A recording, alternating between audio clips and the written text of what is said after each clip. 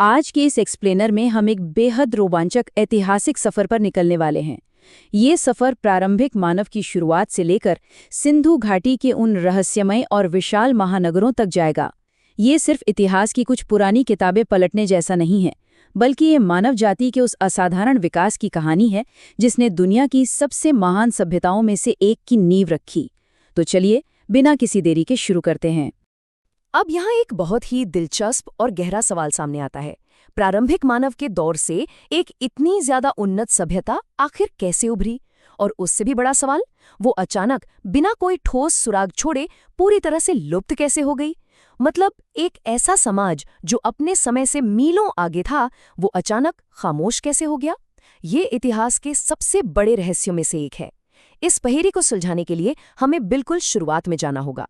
ठीक है, तो आइए इस टाइमलाइन पर एक नज़र डालते हैं। ये सब नवाचार की उस एक चिंगारी से शुरू हुआ जिसने सब कुछ बदल दिया। प्रारंभिक मानव से लेकर आग की खोज तक, जिसने सिर्फ सुरक्षा ही नहीं दी बल्कि हमें खाना पकाना भी सिखाया। फिर आती है एक बहुत बड़ी गेम चेंजर, कृषि क्रांति, जहां बस्तियां बसनी शुरू हुईं। और हाँ, पहिए का आविष्कार, जिसने व्यापार और परिवहन को रातों रात बदल कर रख दिया। ये सिर्फ छोटे मोटे बदलाव नहीं थे, ये वो तकनीकी बूम था जिसने एक विशाल सभ्यता का मंच तैयार किया। और इसी नींव पर खड़े हुए सिंधु घाटी के वो विशाल महानगर, इनकी शहरी इंजीनियरिंग देखकर सच में हैरानी होती है। जरा सोचिए, उस दौर में पक्की ईंटों के घर, बिल्कुल सीधी ग्रिड वाली सड़कें, और वो भी ढकी हुई जल निकासी व्यवस्था के साथ। ये कोई आम बस्तियां बिल्कुल नहीं थी। ये एक ऐसा सुनियोजित अर्बन डिजाइन था जो आज के कई आधुनिक शहरों को भी सोचने पर मजबूर कर दे। इस सभ्यता की वास्तुकला का सबसे बेहतरीन नमूना है महान स्नानागार, या जिसे द ग्रेट बाथ कहते हैं। ये सिर्फ नहाने का कोई बड़ा सा कुंड नहीं था, ये उनके बेहतरीन सामाजिक ढांचे और संगठन का पक्का सबूत है। पानी के रिसाव को रोकने के लिए उन्होंने डामर और पक्की ईंटों का इतनी सटीकता से इस्तेमाल किया कि आज के सिविल इंजीनियर भी इसकी कारीगरी की तारीफ करते हैं। ये साफ दिखाता है कि साफ सफाई और अनुष्ठानिक स्नान उनके जीवन का कितना अहम हिस्सा थे।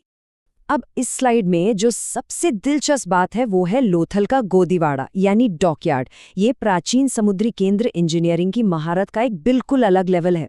ये सिर्फ जहाज खड़े करने की जगह नहीं थी, इसे उन लोगों ने बनाया था जिन्हें ज्वार भाटे यानी टाइड्स के विज्ञान की बहुत गहरी समझ थी।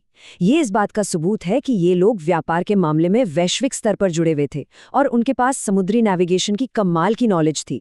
और हाँ, संसाधनों पर कंट्रोल करने की उनकी ये कला सिर्फ समुंदर तक सीमित नहीं थी। धोलावीरा के वाटर मैनेजमेंट सिस्टम को ही ले लीजिए।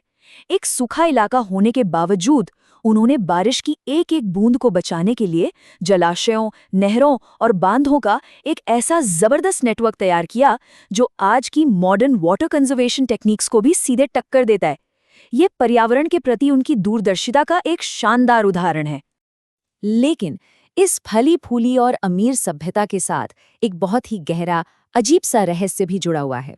एक तरफ उनकी इकोनॉमी आसमान छू रही थी, उनका धर्म और समाज पूरी तरह सेट था, लेकिन दूसरी तरफ है उनकी लिपि, उनका लिखा हुआ टेक्स्ट।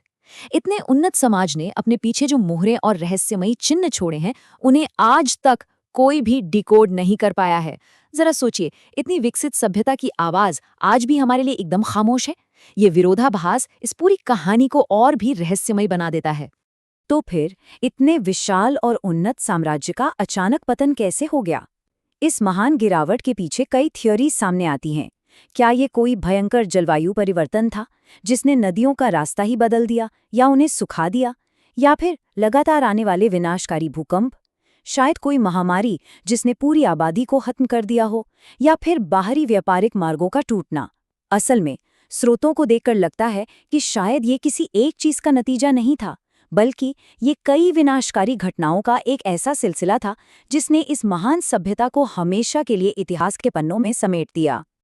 अब अगर हम कॉम्पिटिटिव एग्जाम्स, खासकर यूपीएससी या एसएससी की तैयारी के नजरिए से देखें, तो इन सारी कड़ियों को याद रखना बहुत जरूरी है। आइए फटाफट इन वन लाइनर फैक्ट्स पर नजर डालते हैं ताकि ये आपके दिमाग में छप जाएं। आग की खोज, जिसने इंसान को सर्वाइवल सिखाया।